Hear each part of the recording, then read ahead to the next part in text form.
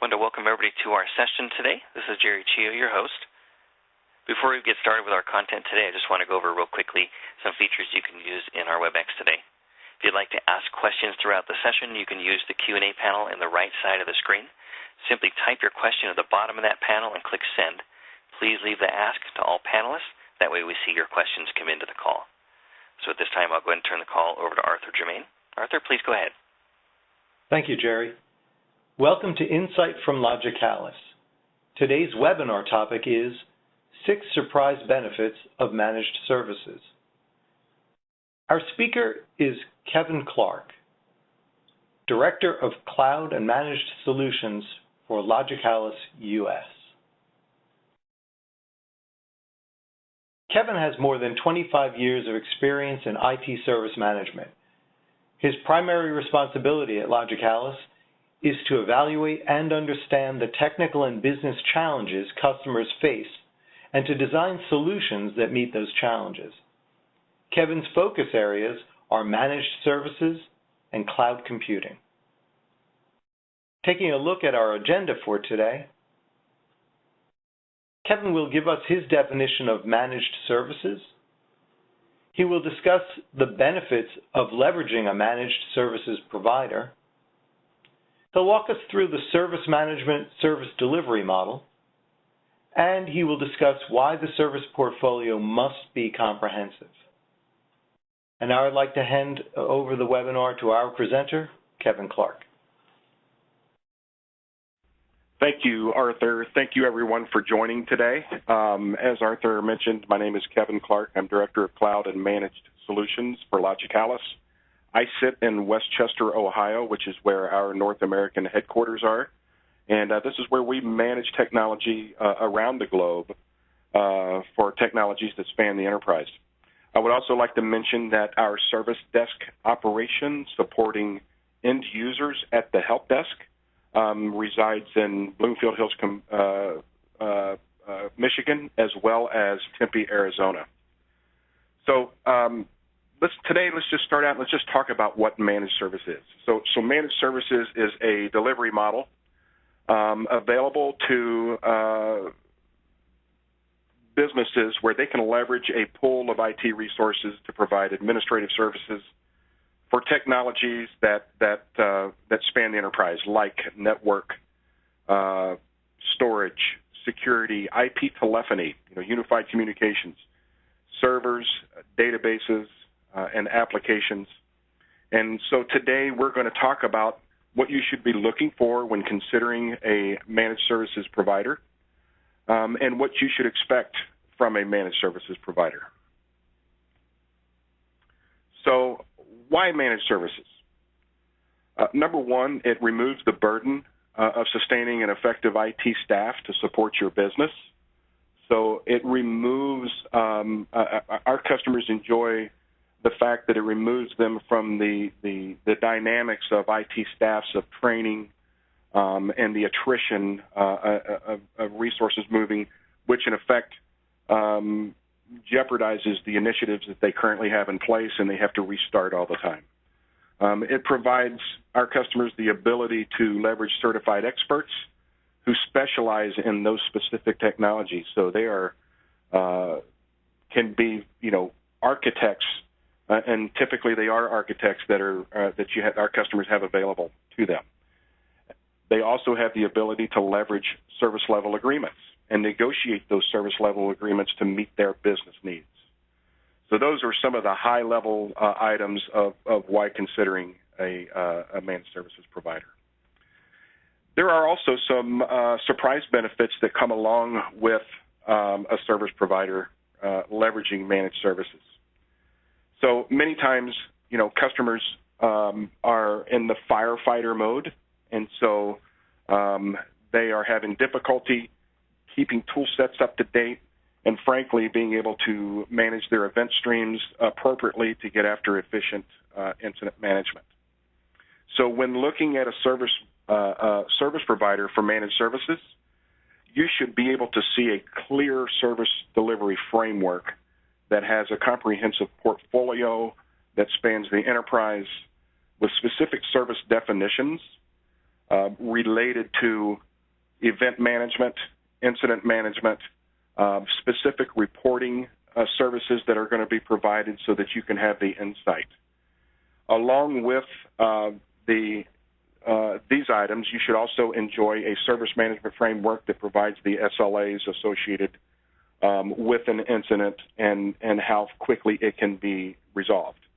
You should also be able to clearly see change management, request management processes, as well as knowledge-based articles that would provide details for self-help, for instance, or things that are recurring within a customer's environment or that may be unique. This integrated with a mature monitoring framework to provide threshold monitoring and specific reporting. These are the things that you should be able to see within a managed services framework. By having these things in place, it allows you to be in a service operation mode where you have the ability to either head off incidents before they become service affecting to the business, and also to be able to provide quick remediation if they do are service affecting to the business. So in other words, you have all of these things in place from an integrated tool set perspective, monitoring and management, specific incident management processes to get to resolution as quickly as possible. Another benefit that you should expect from a managed service provider is reduced downtime and risk. So by having all of those things in place, you should be able to see improvements in availability for technologies in your data center and, frankly, applications as well. And at the same time, you should see reduced risk to the business as it relates to availability and compliance. So if I think about cloud and remote infrastructure management, these are the building blocks for a service management framework, and that is an IT service management framework that includes people, processes, and technology, leveraging the ITIL framework, for instance, to be able to integrate things like NIMSOFT and Prime Collaboration and many other tool sets to be able to integrate with ServiceNow to grab incidents and get them into the engineer's hands as quickly as possible.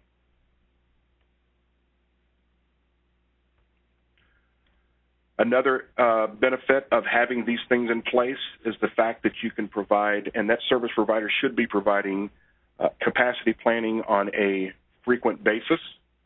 This allows you, and it should provide you the ability to make decisions on your technology moving forward. So by taking this integrated set of tool sets and access to the portal, you should not only be able to report issues and request services and view knowledge-based articles, but you should also be able to have, you should have access to dashboards that are going to provide real-time and historical data for technology so that you can make decisions on capacity needs. You may need to do purging, but it provides you the ability to provide to do these exercises in a timely fashion so that you can procure before capacity becomes an issue, therefore having a negative impact on the business.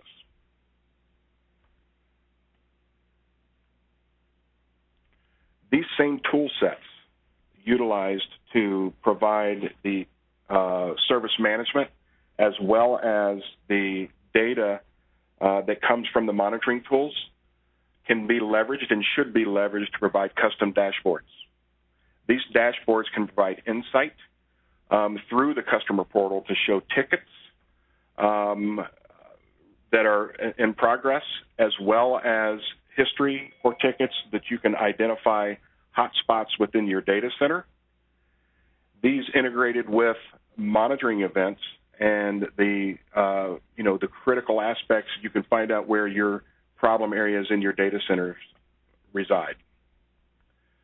Merging these data sources allows for technical and executive dashboards for specific applications and the underlying infrastructure that supports those applications.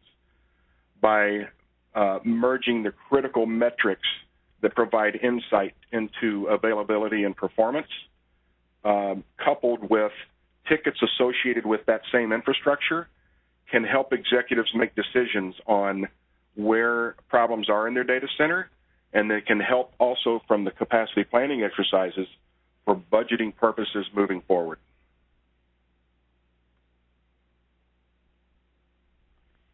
Along with that data, we can merge this data to provide SLA compliance, for instance, as well as resolution times for technologies that are being supported. And these are the kinds of things that you should have insight to.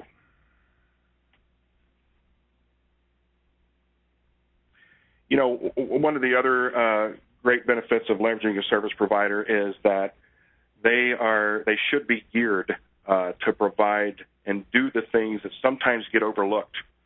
And so an example of that, and patch management is just one example of important tasks and deliverables within a data center that are necessary to keep the data center running. So when, customers are typically in firefighter mode, they're not in the position to be able to schedule and properly plan and schedule within a maintenance window to provide patch management.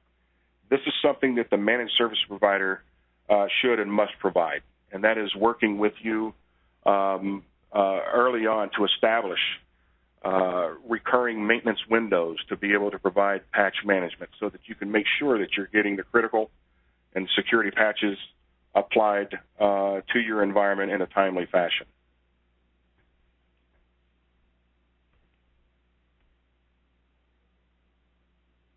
And so another example or benefit is just, all of these things are going to provide you with a better understanding of your infrastructure. So not only are you getting the real-time management, service management, and the reports associated with your environment, but you're also provided with the data. And these views will provide you better understanding so that you can make better decisions. So remote infrastructure management supports and starts helping our customers move towards the service-defined enterprise. By moving towards expected outcomes, they can increase productivity, they can have a cost structure that they can rely on a monthly basis, and in many cases, we can work and strive to reduce costs over time. A service provider should also be able to bring in consulting and professional services as required for short-term or long-term projects. It should drive standards and automation with the integrated set of tools and processes. It should provide transparency through the portal that shows service management stats and availability and performance data. The service provider should provide their services on a 24/7 basis. The data center doesn't sleep at night, nor should the IT staff. So they should have that 24/7 framework so that they can work through maintenance windows and get after issues when they happen. We're moving into a phase in the data center where there's workload independence and the data center is becoming global. So the service provider should have the ability to provide those services either in your data center, in a third-party data center, or if they provide a cloud environment, it should be theirs. And this should allow the ability to be able to monitor technology, to reuse technology as it becomes available, therefore accelerating transformation for new initiatives. So a little bit about the your place, our place, their place concept. It really doesn't matter where the data center sits. As long as you can connect to it, the service provider should be able to manage that technology. In fact, they should leverage their managed services framework should provide the ability to manage that technology wherever it resides. This includes monitoring on a 24/7 basis and remediation for issues as they happen. It can include on-site teams, dedicated resources. It can also include working as an extension of your teams. And so, if you look at cloud and data center platform models that Logicalis works through, we work with, we're a cloud service provider, so we work with Microsoft on Office 365 designs, migrations, and deployments, working in the Azure data center. SoftLayer, IBM SoftLayer on a global basis. The Logicalis Enterprise Cloud extends into those data centers. They should also provide on-demand co-location services for dedicated gear.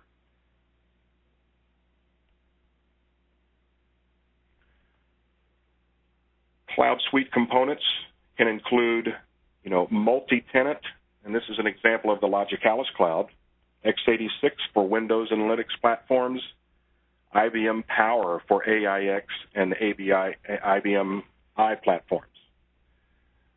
We also provide dedicated cloud for multi-tenant and dedicated components, or we can provide all dedicated or a hybrid of either.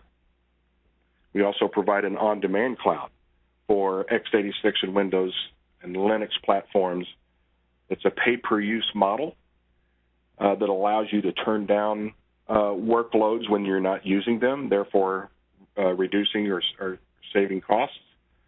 And then the ability to promote to protection into the enterprise cloud when you're ready.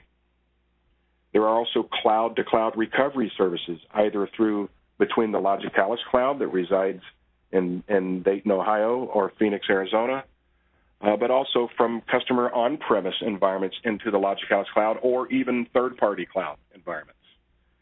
It includes the monitoring and management framework that comes along with our remote infrastructure management service. In addition, we provide migration and design services. We provide workshops to sit down and understand what the requirements are from a business and technical perspective, and then provide a design framework for successfully migrating these workloads into a cloud environment without impacting the business. We also have the ability to provide service desk services to support the end user on a 24/7 basis. Cloud storage for backup purposes, for archiving purposes, backup as a service, and then also cloud recovery services as we just discussed. So I want to take a few minutes and just talk about why Logicalis. So, we understand that our customers have made investments both through human resources as well as technical and resources in the data center, and that we work with our customers to understand what we can leverage for that future compute model.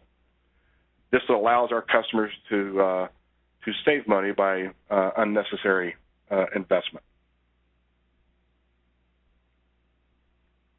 We also take a vendor-neutral approach that enables us to make the best use of technology investments that you already have. So we work and have great partnerships with a lot of the major vendors that provide data centers or services and products in the data center. We're going to work with you to understand what they are, and we take that vendor-neutral approach.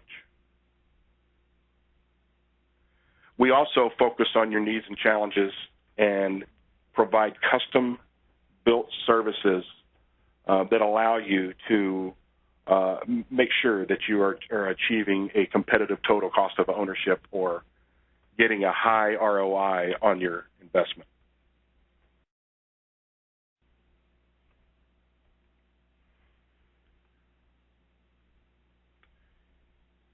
We also, we've been doing this for over 17 years now, and our services are provided on a 24/7 by 365 basis. We have over 100 clients with over 200 staff supporting our customers, and we support all the major technologies that reside in the data center as well as, the end user as it relates to mobile devices and tablets. We have a very high customer satisfaction rate as well as a renewal rate. So with these years of expertise, all of the defined processes, mature monitor templates. We continue to distill the event stream down to only meaningful events. And through our migration services and our onboarding services, we do all of this to ensure a smooth transition into a managed or cloud framework.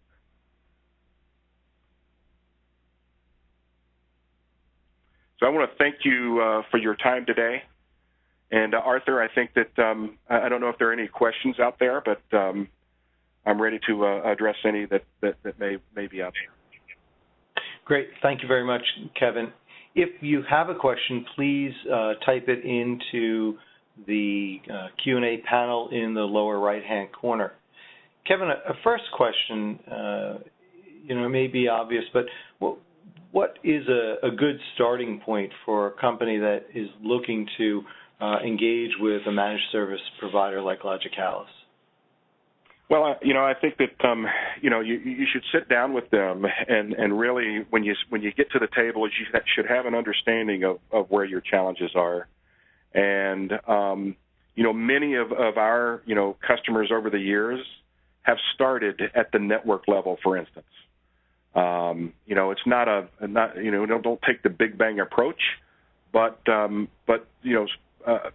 are pieces where they may be challenged from a resource perspective or design, or they're just not getting what they need with their internal resources. And so I would identify those areas where you're really struggling and, put together a service management model that's going to help you address those challenges. You mentioned multi-cloud management and a portal, and I think the your place, our place, their place model is interesting. Maybe you can talk a little bit about how organizations are using a hybrid approach to the cloud and how managed services really fits in here. Yeah, so we historically, we've provided hosting services. This is before the advent of the cloud, and a lot of these resources, compute resources, can be distributed. So this is before, again, this is before the cloud. But the, whether it's dedicated infrastructure, whether it's shared infrastructure, whether it's, and these hybrid infrastructures are running with a combination of dedicated, maybe storage platforms that require high IOPS. I/O requirements are high. Integrated with, a shared compute environment, extending the network into a third-party cloud. That same management framework or service management framework that Logicalis provides, we wrap our services around all of that provides the insight into a single pane of glass, if you will, that allows you to see servers or databases or infrastructure that may run in distributed data centers. You can see them together on one page. I hope I answered that question, but that's just an example of that service management framework extending, across the globe in the data centers that, frankly, could reside anywhere. Great. When you think about the data center residing anywhere, remote management, which is something you spoke a little bit about before, how do you make sure that you're utilizing your teams best for that remote management? What are some of the dashboards or some of the information that you typically will look for in your monthly reporting, for example? So, as a service delivery provider, we are bound by SLAs, and we were an adopter of the ITIL framework early on. So, for over 15 years, we've been honing our processes around incident change problem management, and we are governed by that framework. And that framework dictates that we're going to take an integrated set of tool sets that are going to provide us the information necessary to ensure that we are meeting service levels from a target resolution time perspective, not just response time, but target resolution time. And then we also have mechanisms within our management framework that, leverage a multi-tiered approach from a, service delivery managers, from a level 1 or tier 1, 2, 3, and 4 perspective, that there are triggers within the service management system. We use ServiceNow, and that alert specific team members as that incident is managed through the life cycle of resolution. So we have those mechanisms. We have the service level agreements that we have in place, and these are money-back guarantees that we're going to address issues within the time frame stated, and then we have the reporting from those tool sets that prove and that we are or show areas where we do miss SLAs. You also mentioned a little bit earlier that it's important to only see meaningful events from your managed services provider. What does that mean? Aren't all events important? Not necessarily. From a service management perspective, and especially from a tool set perspective, there are a lot of events that come out of SNMP or agent alarms that you apply an agent to a server, or you are monitoring a database. There is a lot of information. There are a lot of events that are informational or very low priority or warning. Those kinds of alarms. Those can be noise. If you've been in the network operations center, if you've worked around the data center, and you've leveraged monitoring tools, you can be inundated by thousands of alarms in a very short amount of time. And when that happens, you are sure to miss the critical alarms. So what Logicalis has done over the last 16 plus years is defined and created defined service definitions around specific technologies to understand exactly what we want to monitor and the critical nature of the events that we can receive from those technologies. For instance, availability. Obviously, all technologies are either available or they're not. Well, obviously that, if it's not available, that's a critical event. We have threshold alarms for CPU memory disk utilization. Those threshold alarms may start depending on the environment, and these are customized, but it can be, an event at 70 or 60 or 70% utilization may not necessarily be a critical event, and it's probably not. Therefore, it is treated at a different level. As the threshold is increased over time, then the criticality of that event becomes more prominent, and therefore, action needs to be taken. There are also a lot of other informational alarms that just are inherent within these monitoring tools that are absolutely unnecessary to come across the screen. I just want to state one other thing too. Is one of the things that we've done is from an integrated tool set perspective, we have not only have we identified what events or what information we want to see from that technology, but we have also integrated those with our service management system, which allows us to get after efficient incident management by automatically inserting that ticket based upon that event and then getting it routed to the appropriate resource based upon the technology that it comes from. So if it's a network alarm, it's going to go to the network team. If it's a server alarm, if it's a Windows server, it's going to go to the Microsoft team. So that's an example of a mature monitoring solution with defined service definitions to get after efficient incident management. Great, thank you very much.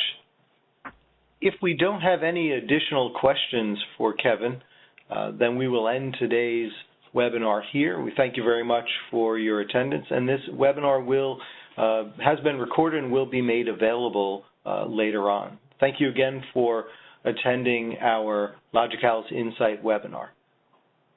Thank you, Arthur.